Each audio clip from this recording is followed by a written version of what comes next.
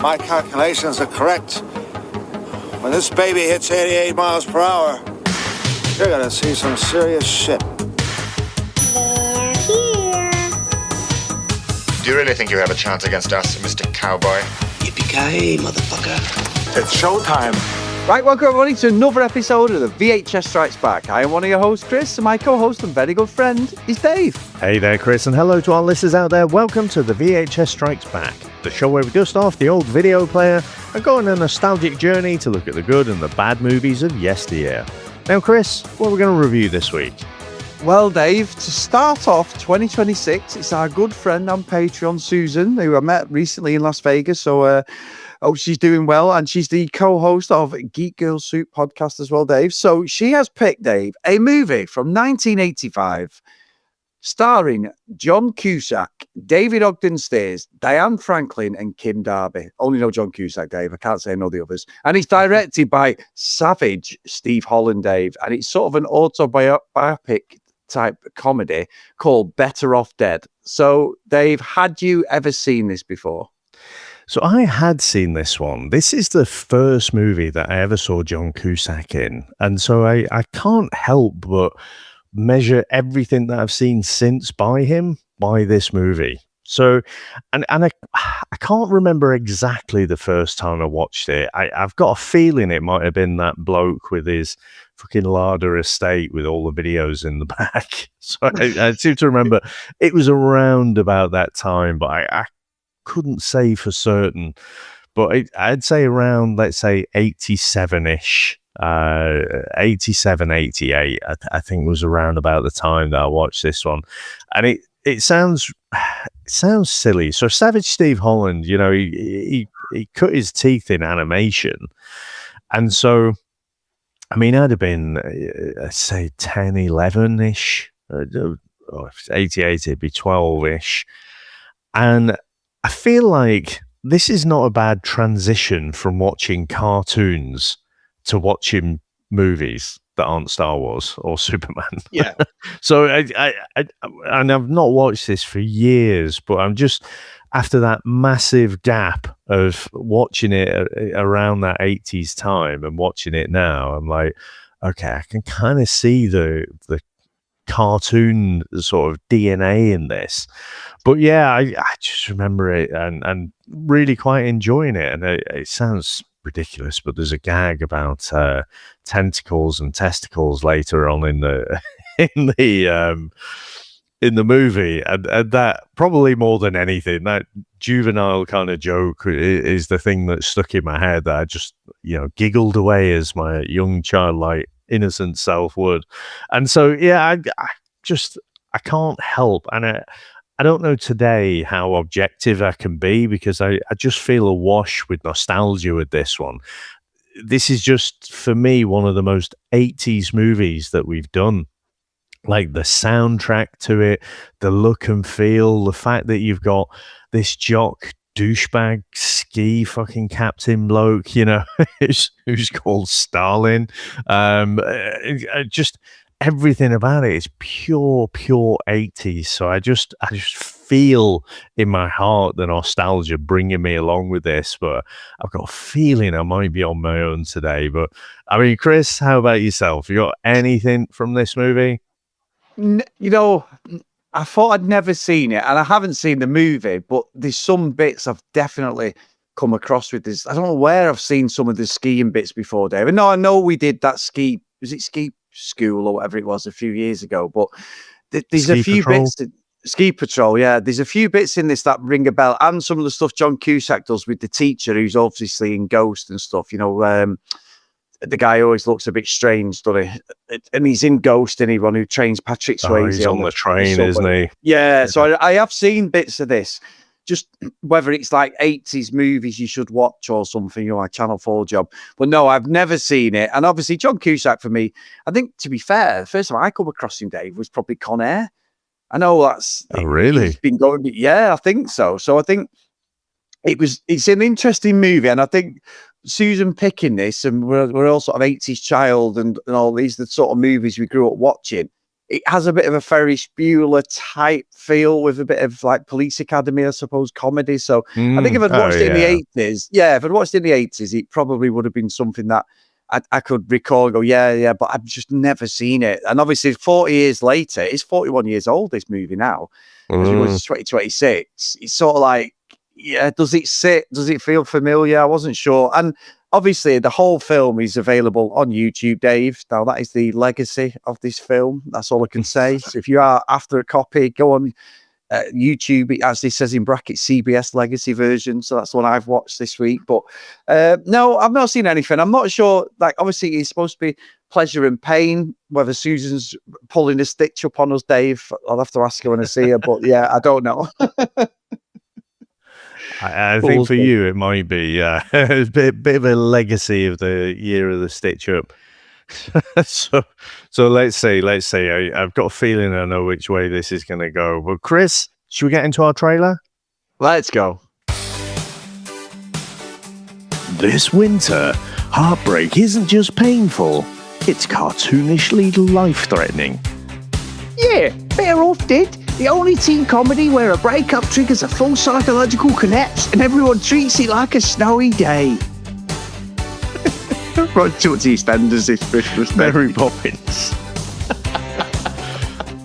Meet Lane Meyer, a perfectly normal teenager until his girlfriend dumps him. I'm not sure about normal. For a man who skis like a fascist war machine. Honestly, Dave, this lad turns up like he's auditioning for the Alpine Olympics and a villain for a role in a James Bond film. That Cockney accent's going well. Heartbroken, humiliated, and surrounded by adults who absolutely should not be responsible for a child.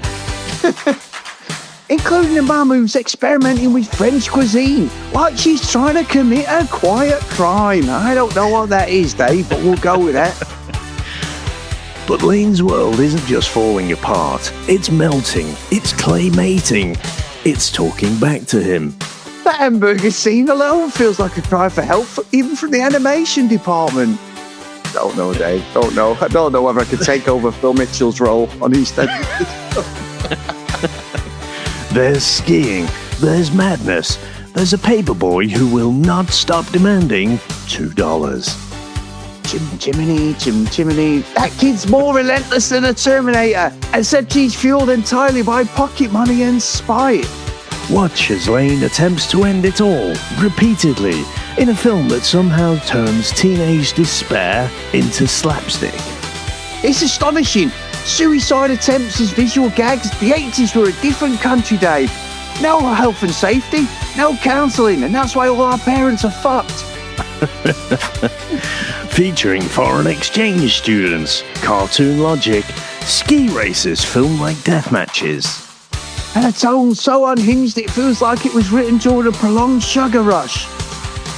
Better Off Dead, the teen comedy where nothing makes sense. But somehow, nothing works, Dave. Chosen as tradition by Patreon supporter Susan, who is absolutely stitches up, and we thank her for that. And I salute you, Susan. Ski fast, love hard, pay your paperboy, or he will find you. In the Northern California town of Greendale, high school student Lane Meyer's two main interests are skiing and his girlfriend of 6 months, Beth. Shortly before Christmas, Beth dumps him for the handsome and popular captain of the ski team, Roy Starlin. Roy is an arrogant bully who unfairly rejects Lane at ski team tryouts.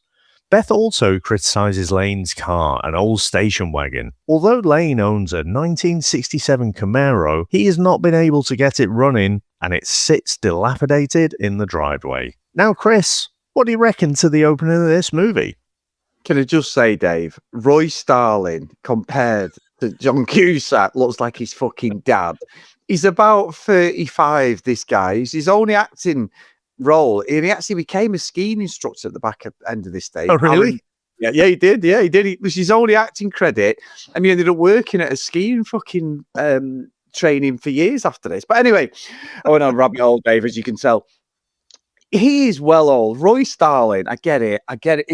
This is like it's a weird movie. This so this it feels like a police academy type movie. Then it feels like a bit of a Ferris Bueller coming of age, and then you've got like the stop motion. You've got the tones regarding like the suicide and everything, haven't you? Which is it's a really weird take on life, but also because when you read up on, like you said before we actually got into the trailer, Savage Steve Holland, the director who wrote it, it's about him.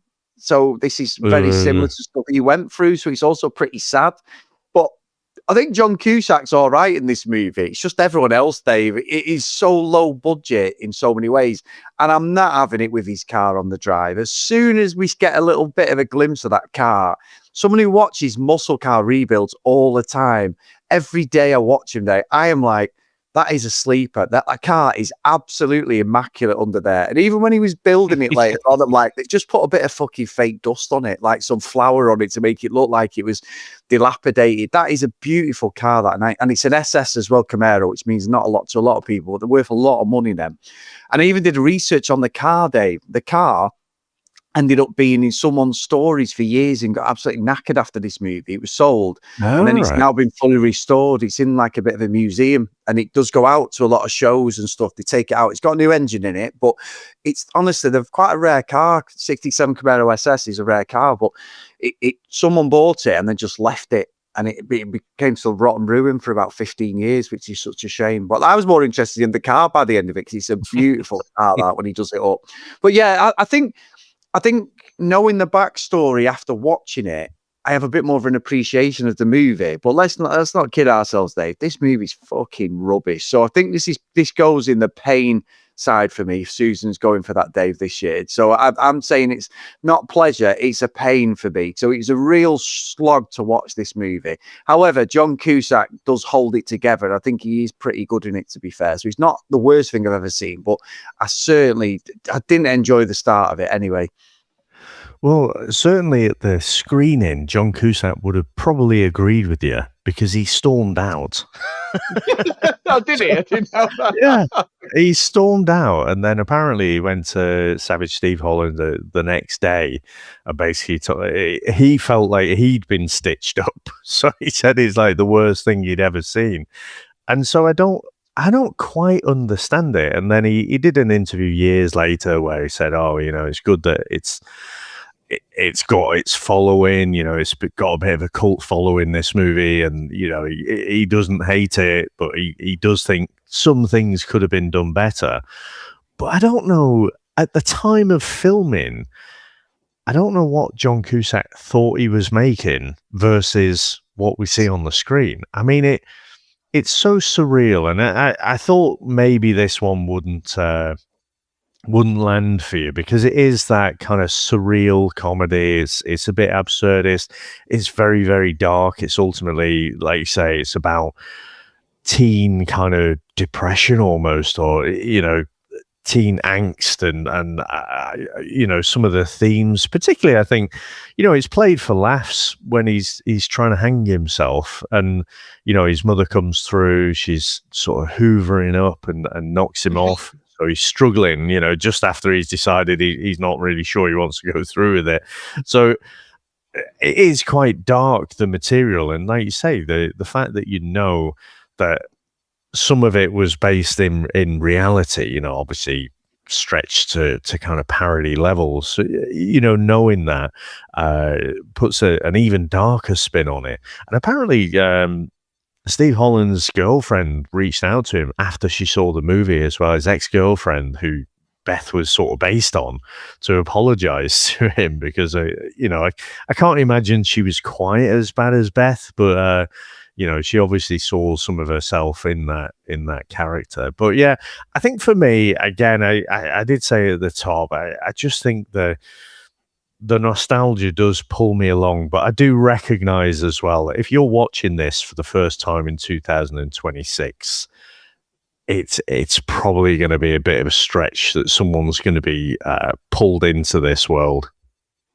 Yeah, I think you're right, but I think watching it, I didn't really enjoy it, but knowing the backstory and knowing that there's a sad side to it. I think that sort of elevates it, and sort of, instead of me just coming in and absolutely nailing the film, because it's poor in a lot of ways.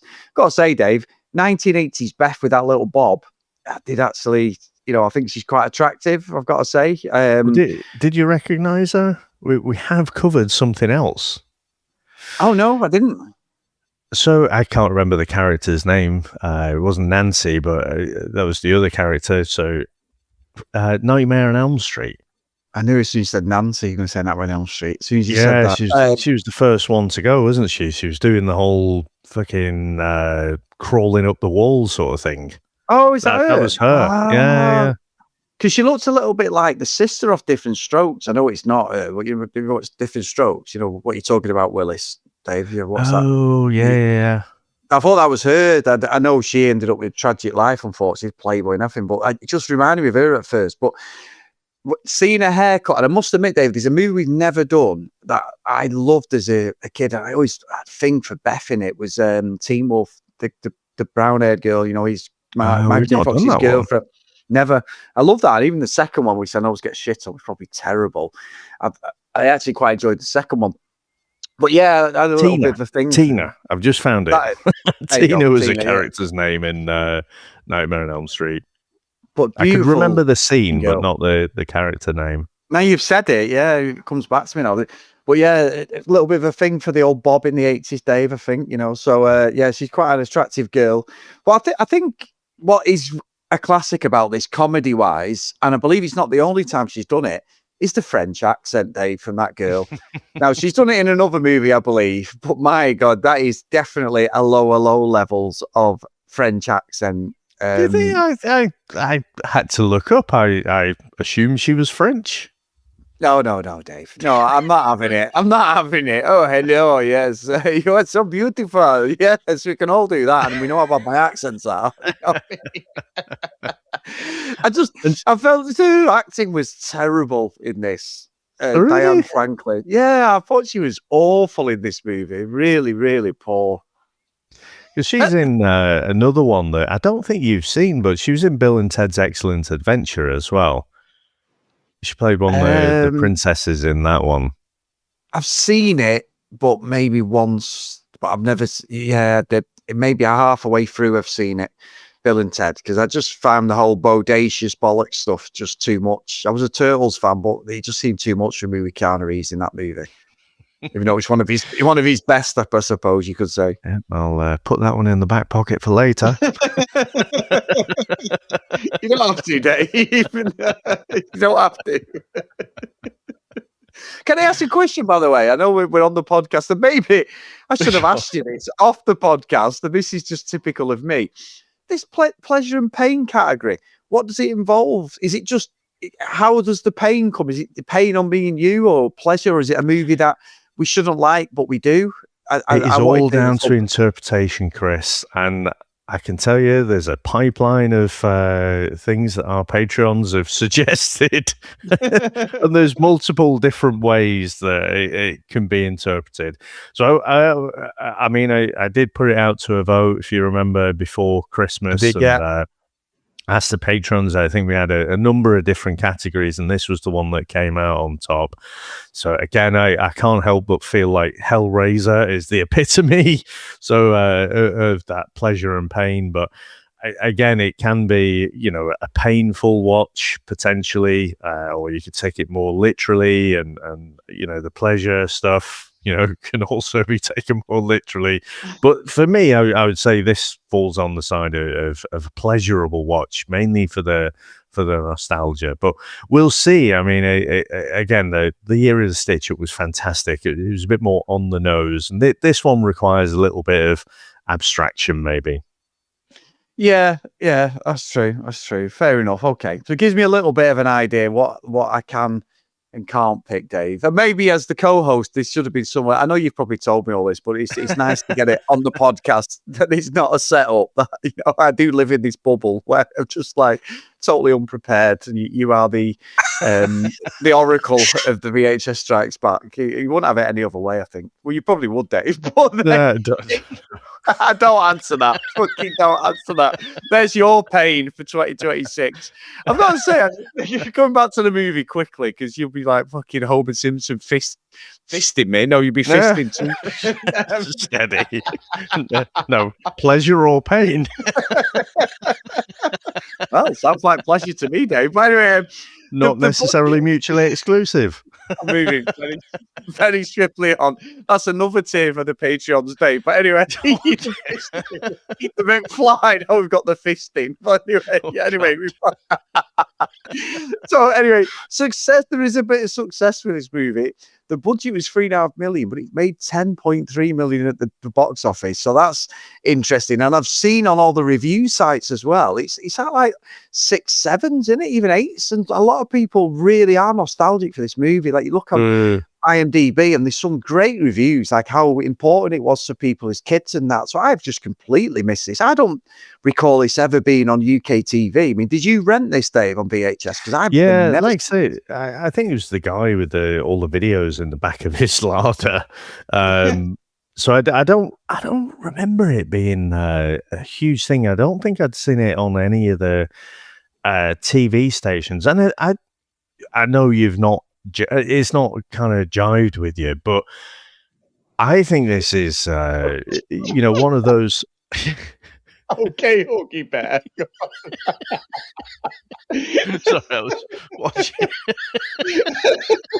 Got any word on the street? What fucking hell?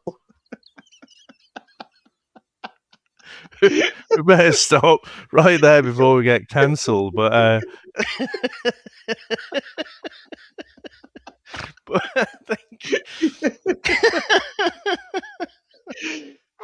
I think this movie hasn't been seen by a lot of people, but there's a small but dedicated cult following to it.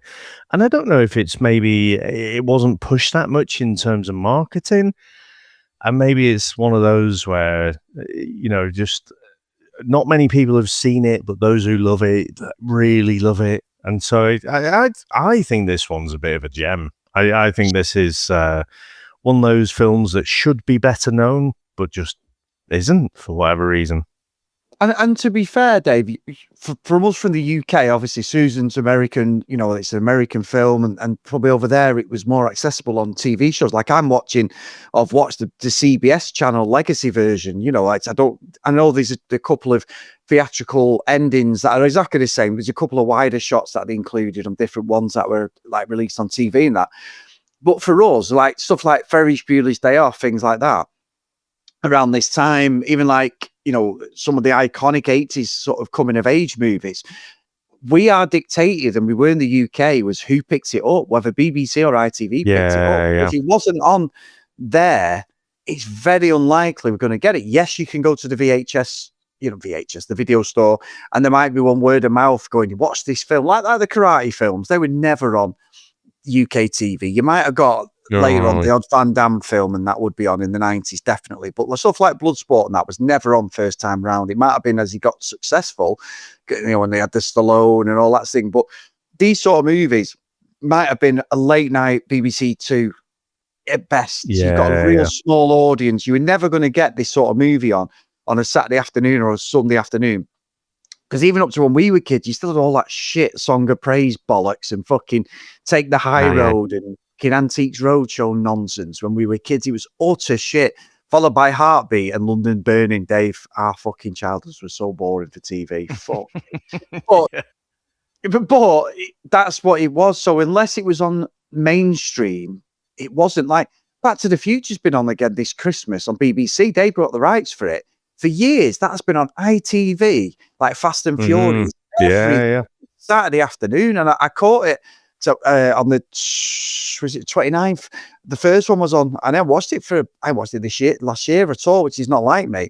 So I ended up watching the first one again. So now I'm ready to dig the Blu-rays out and go with the other two. But yeah, if it's not there for us in the UK, it's very difficult to pick up on these movies. But I agree with you. Having watched it now, and the retrospects as we're talking about the whole background of like being done by his girlfriend and all that, it's pretty sad, isn't it? And it's interesting that he's been able to make it into a sort of satire like comedy. I don't personally think there's any bits that I laughed at. I've come away from it thinking it was awful. But I think the retrospect of researching it afterwards and knowing what's happened, I get that's a respect thing I think that it deserves. And I think you're right. I think it'd be in everyone's sort of, as our age, it'd be a top 10 coming of age movies, I think, more than anything, because it is of its time. I can see why Susan, like yourself, you've got a lot of admiration for it.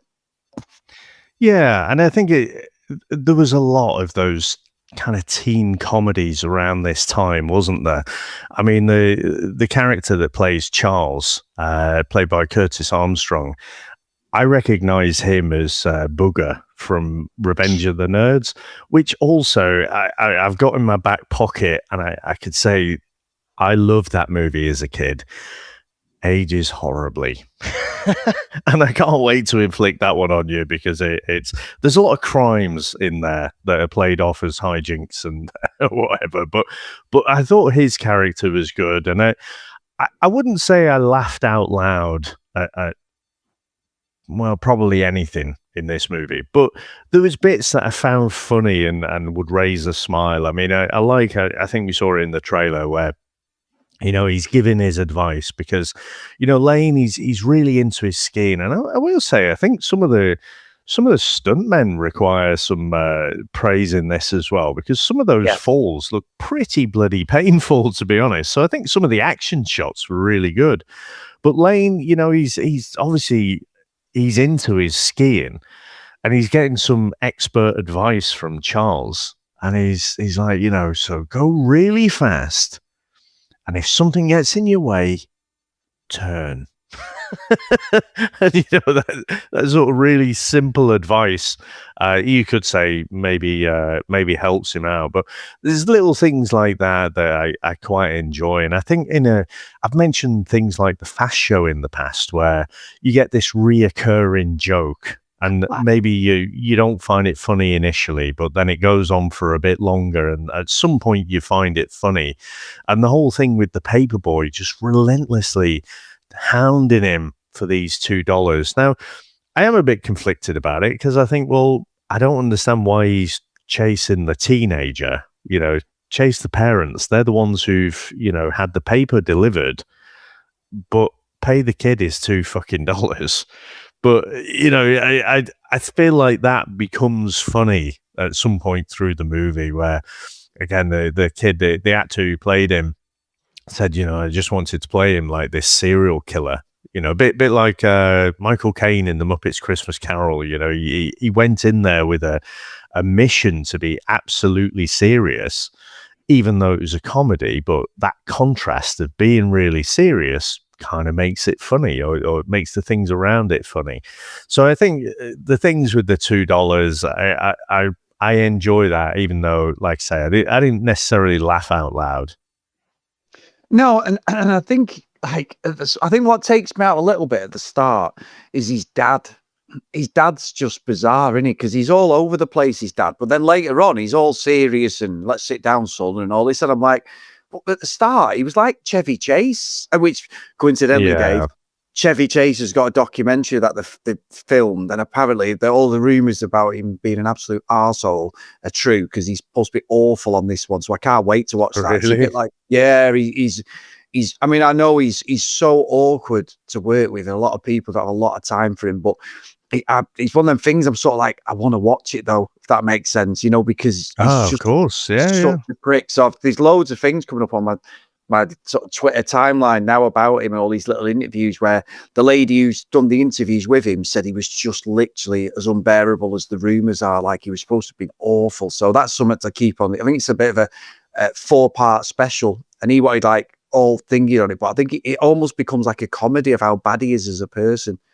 So yeah, I'm going to be interested on that one. That's a complete. But the dad is taking up Clark Griswold at the start, and that's what I'm getting at. He's sort of like playing up that character, and then the film he sort of changes completely at like through the film, it doesn't make any sense when he's been a disciplinarian, but when he's been this madcap, stupid 80s dad who can't keep, a bit like fucking, what was it? Fucking I Fingered Freddy, whatever the fuck it was called the other week. You know what I mean? Freddy His got dad, fingered. you know, like, oh, come here, son, you know, and all that. He played it as a comedy, didn't he? The dad, you know what I mean? Whereas in this one, it's a bit all over the place. And maybe that's depicting the suicidal thoughts that he had, you know, Savage, fucking whatever his name is, Steve Holland. Maybe Steve that's Holland, what it's about. Yeah, you know, so. And I get it. People play a character 1 minute they're happy, and then really when they're not. So I don't know if that's what they're getting at. But because it's a comedy, it's hard sometimes to understand what the story is trying to tell for each character. But yeah, I respect for it. I mean, again, I think one of the things I like about it from a writing perspective is just that all of the silly little things, because you've got the mother as well, haven't you, who is just awful at cooking. And apparently, again, that was based in reality. Now he's taken that small little fact, that small experience that he's had, and then just stretched it, you know, to be this ridiculous thing where she's got this, you know, it looks like she's cooking a sea monster at one point, and then she's trying to do all of these, you know, exotic things. She's trying to, you know, be good at cooking, but ultimately is horrible, because it looks like a lot of the stuff she's serving up looks like it should be on the Toxic Avenger or something. So I like the fact that, you know, it's taking those little things from his own experiences in life, and then he's bringing it to screen in this comedic way. But I agree with his dad. You got the brother as well, haven't you? Who's got his he doesn't actually have any speaking lines, but he's ordering his books on how to pick up trashy women. Which again, I didn't laugh at the time, but it sort of makes me laugh thinking back. And again, it puts you into that headspace, I feel like, where Cusack's playing this, or Laney's playing this, you know, teenager that's just feeling sorry for themselves. You know, everything's going against them. And I have to say, you know, again, especially when we get to Revenge of the Nerds, the projection of how to handle relationships is not positive in the 80s a lot of the time. And the fact that, you know, he's going out with Beth for 6 months, but he's absolutely obsessed with her, isn't he? Because at the start, you've got all of these pictures, like he's surrounded in his bedroom, and then he goes into his walk-in cupboard kind of thing, and you've got all of these pictures. That is not a healthy thing to do from a starting point. No, but that's the 80s, isn't it? Like, how many films have we watched now where they haven't aged well, the way like someone's trying to get in a relationship with someone, and it's almost like you've just been a fucking sex pest, aren't you? You know, hounding them, sort of, you know, really sort of laying it on too much. You're almost like harassing them in some respects. But that was the 80s way, wasn't it? You know, it's like, I do get that. I mean, even the old Dave, you watch some of the old James Bond stuff, being fucking hell. I think Dr. No, Sean Connery's slapping the women and everything. I think Roger Moore does it in one of them. But it's like, you wouldn't get away with that now, but that was of its time, wasn't it? You know, it's like different type of, especially the way James Bond used to get the women in the bed, Dave. I mean, he was an absolute icon. And then I think there's a point when you get older, you're like, yeah, it's a bit of the sleaze, wasn't it, really? Before James Bond. Goldfinger, if you remember. I don't know. I need to go back and watch more of the Bonds, but it was that kind of trope where, you know, the woman's resisting, and so you just need to give her a slap, give her a kiss, and at some point, you know, the 5-second rule, she'll melt into your arms. Kind of thing. It's like, fucking hell. And I tell you what, Dave, I've tried it, never worked once. Compared with Benny, what you're admitting to there. I'm joking, everybody, okay? I guess by that comparison, you know, the 60s were worse than the 80s, but yeah, still not a positive way to depict relationships there.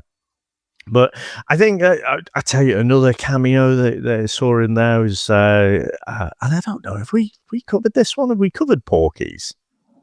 Yeah, we've done Porky's. Yeah, we did Porky's. I forget sometimes. So Rocco in this one, the guy who owns the burger joint, that was Porky, wasn't it? Ah, fucking hell, then. I recognised him. I didn't know who it was. Didn't have a clue who it was. Yeah. I I probably was more watched wondering that if Kim film a could bit shout. more than you back in the day. Well, Dave, no, I only watched Wait. certain moments of that film. Yeah, maybe I watched the whole movie as opposed to fast forwarding through it. But played by Chuck Mitchell. Oh, he's in the sequel as well, Porky's Revenge as well. Now he's just said that. I'm just looking now.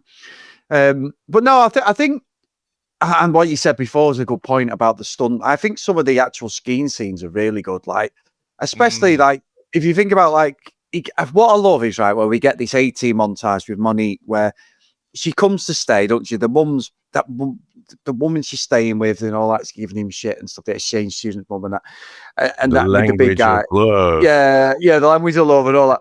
But the fact that all of a sudden she's a fucking mechanic and she's got his Camaro up on jacks. She's done it all.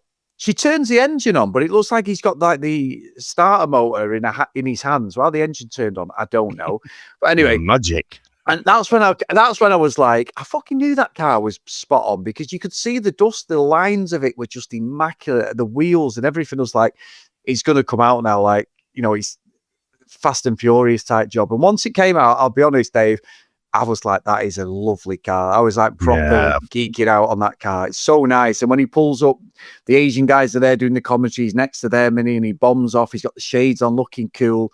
And he's already said he wants to do this race, doesn't he, against fucking Roy, you know, down K12, which again, you've got to give him credit because 1 foot skiing down that slope, that is not fake. And the kid on the bike as well. He's been practicing his lunges, hasn't he? That takes some strength there. Yeah, because you can see when he first goes down that he almost loses it, doesn't he? The stunt guy. And he's sort of like, almost flips out and then he carries on. And when they're racing, that is some skill that day to do that with 1 foot. Like you say, lunges and everything, and with a lot of pressure on his right leg there. But that is a good race. But I did see in some of the stats that he technically lost the race because he let him go 5 seconds earlier and the other guy caught him. I saw that. That's in the trivia. That's not me noticing. That's in the trivia. And I'm like, yeah, you're fucking right. He technically lost it, Lane, really. Roy won. Yeah. Because I thought that, and I don't know, don't know anything about skiing, but I noticed that they started in a staggered way. So I'm assuming you're racing against the time, not the actual person.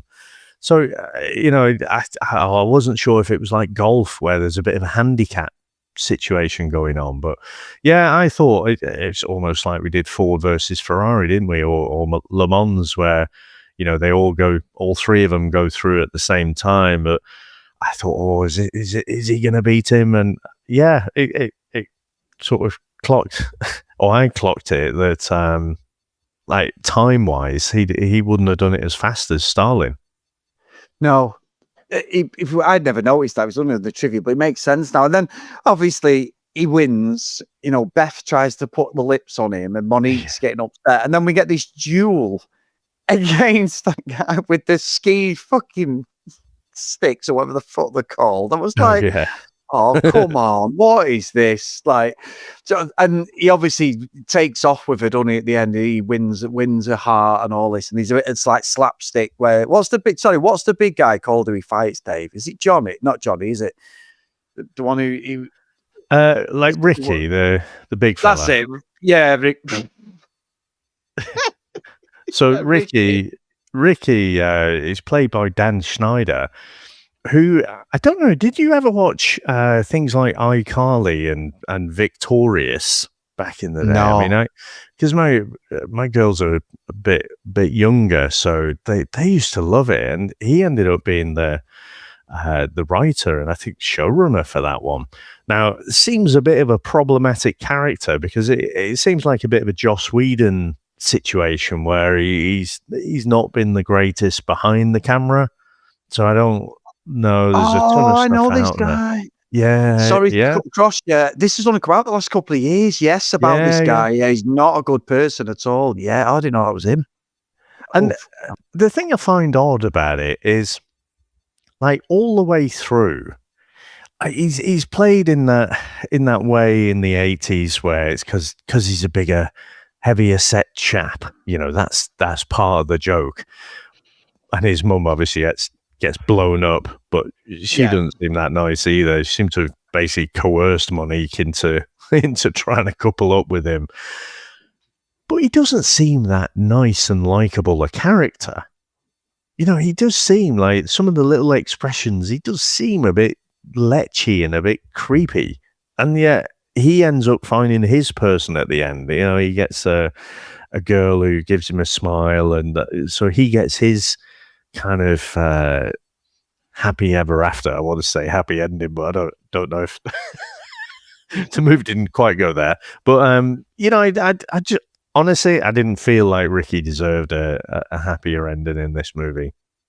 No, I don't. And you're right about this, Snyder. I remember all this now. We won't go into that. But yeah, not a good person, I don't think. But no, I think Susan's picked an interesting movie. What I thought we were going to come in and I was going to lay into it. And then as I've researched it like a couple of hours before with podcast, I'm like, yeah, it sort of clicked then what the movie was about. Because I don't think it does a great job. I think it's 80s. There's a lot of like context missing, and obviously we're not as open then as we are now regarding mental health and struggles that people are going through and that. So it's interesting that this was like a movie he made and sort of a biopic type thing. So no, I have a bit more respect for it as we've covered this day. But let's not kid ourselves. You either love it or you hate it, I think, because it's a really poor movie. But just talking about it, I've not gone in as much as I thought I was. I was fully armed, fully the 6-shooter was ready, Dave. And I've just come back with a spud gun at the end. I've just bottled it, I think, a little bit.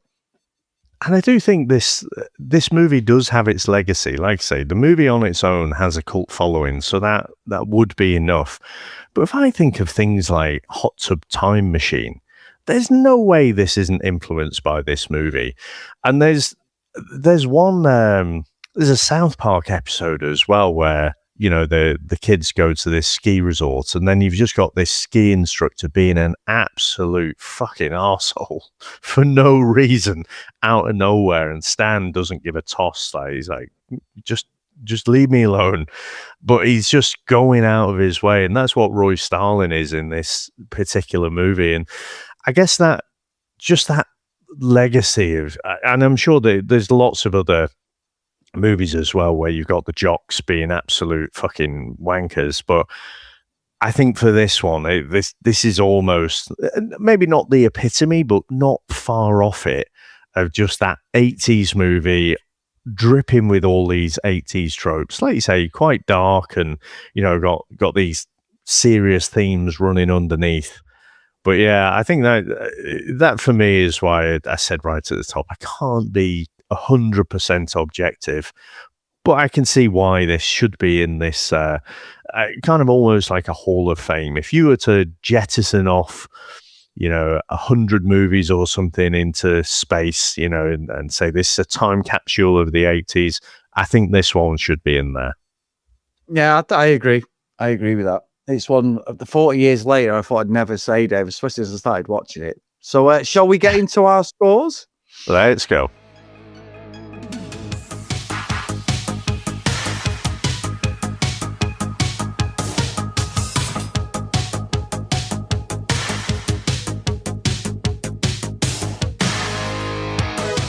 So, Susan, thank you so much. Our first review of 2026. The pleasure and pain.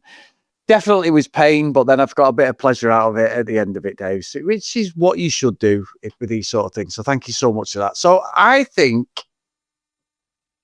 not being a complete dick, I'm going to send it to Elm Street. I think there's some good qualities to it, and I've got a lot more respect about it. And I love the fact that sometimes we can just be swayed as we're talking about it. We both said it over the years, like, actually, I was going to put it here coming into, I was going to send it to Aldron and just fire it off. I was going to come all guns blazing. But I think just having that context, I like to watch the movies first, then research it afterwards. Unless, you know, if it's one I've never heard of or don't know anything about, never seen it.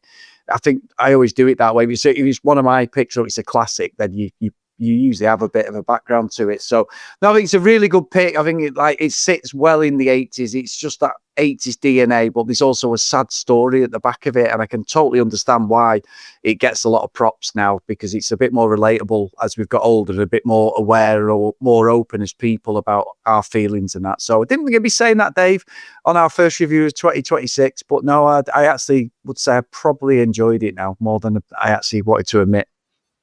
Yeah, very good, very good. I was not expecting that, but I think for me, I think objectively, I think it almost sits in the middle, this one. And I don't think it's one of those that I'd think, right, I'll show the kids this. They'll enjoy that. Yeah. I don't think it's in that list, because I don't think if you haven't grown up in the 80s, I don't know how this one at age, but I might try it out maybe one time. And I could be proven wrong, but I don't think it would hold up for the next generation.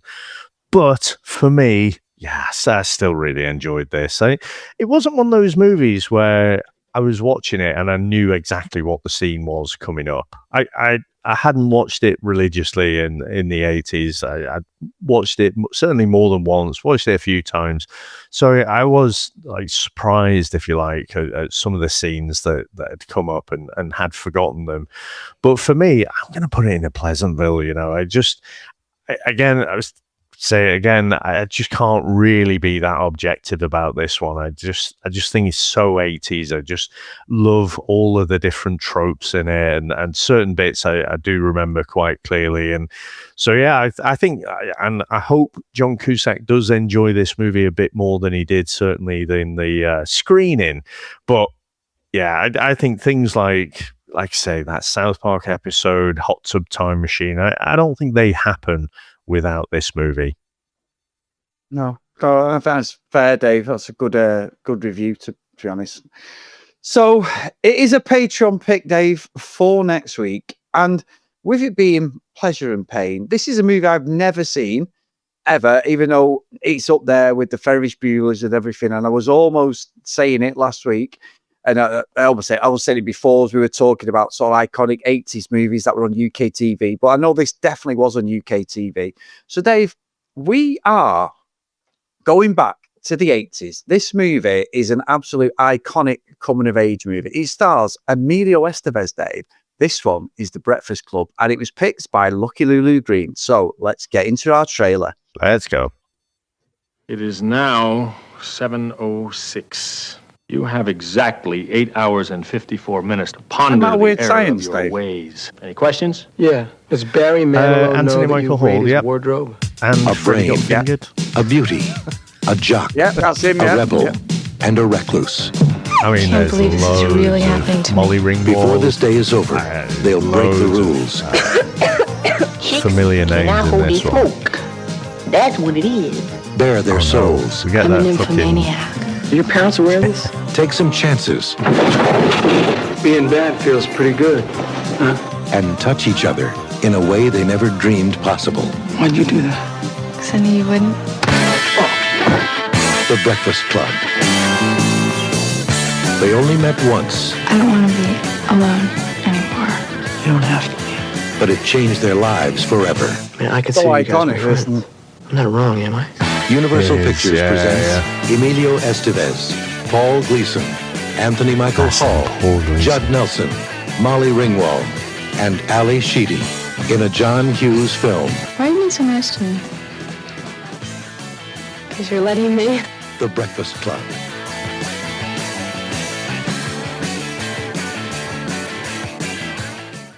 It's another one to break my duck.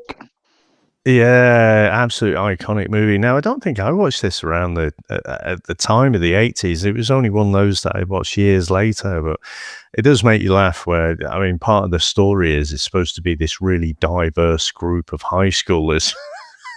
It just don't look like a highly diverse group at all. But yeah, I'm looking forward to rewatching that one and definitely, again, breaking your duck for 2026, how you're going to see this one. We'll see. Especially if we've been so iconic. I think I might enjoy this one, hopefully. But thank you so much, Susan. Thank you, Lucky Lulu Green, as well, for picking this one for next week. If you do want to email us, the VHSStrikesBack@gmail.com. If you want to follow us on social media, @VHSStrikesBack. And if you do want to support us, then a massive thank you to every single person who's supported us past and present on Patreon. It's patreon.com/the VHS Strikes Back.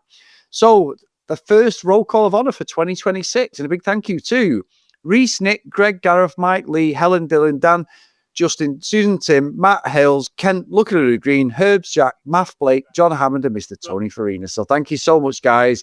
Bring on the pleasure and pain. If you want to pleasure me, that's fine. I'd like that more than the pain. But if you do want to join the fisting club, Dave will speak to you offline about that. But thank you very much. I'd prefer the Breakfast Club, but so. So very good. It's good to get back into the swing of it. We have had a week off, even though we're hopefully the episodes are all scheduled to come out. But Chris, for our musical little number, I'd almost forgot for a second there. So again, I had to go, pure 80s for this one. And I thought, if you actually think of the Aha song, the Take On Me, a lot of the lyrics are really quite melodramatic and mopey and whatever. So I've kind of anchored to that one for this week. And this one is simply called Take On Skis. That synth and the snare drum.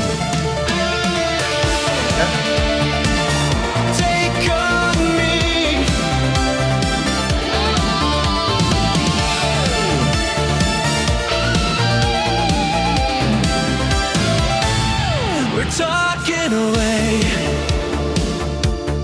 don't know why that threw me away. I'll say it anyway. Today's just another day without you. Sliding away. Oh, I'll be falling if I try. Okay, take on skis, take on skis, take skis on, take on skis.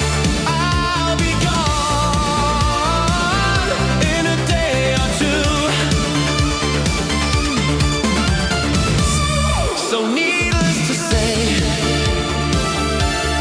I'm at the end, but I'll be tumbling away. Slowly learning that life is okay. Say after me, I don't have those $2.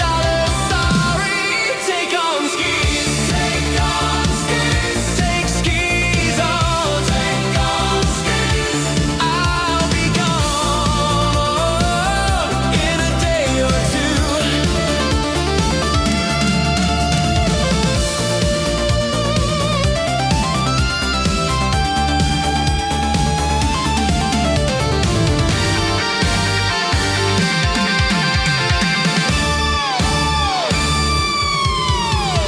Oh, the things that you say, is it life or just to help me ski straight?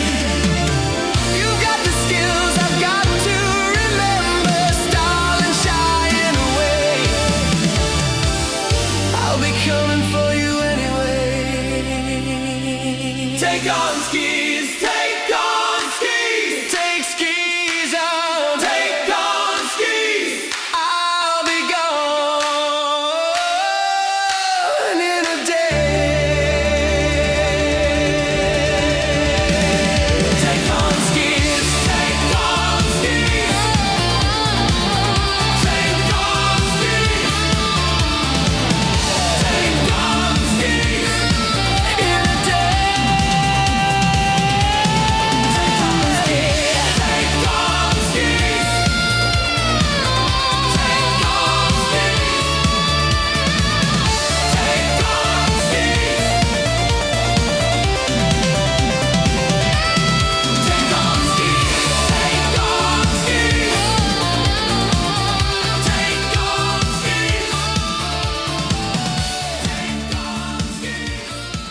So there you go, Chris. What If you're 80s is that, down Dave? and you're feeling bad and your girlfriend's just dumped you, just take on skis.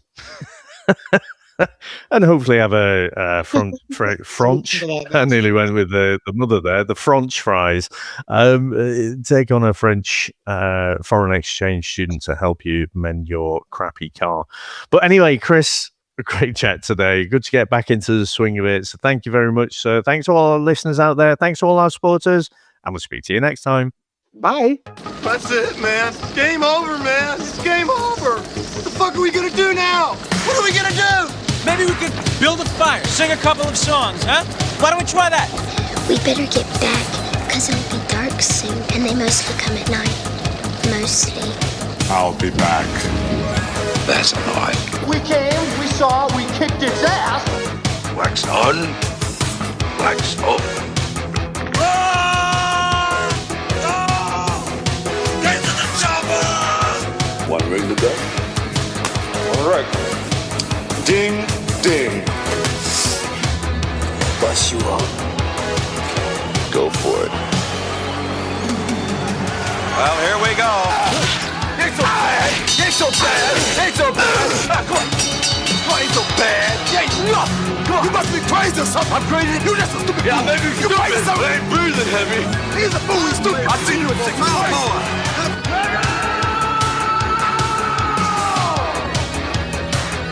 I must break you.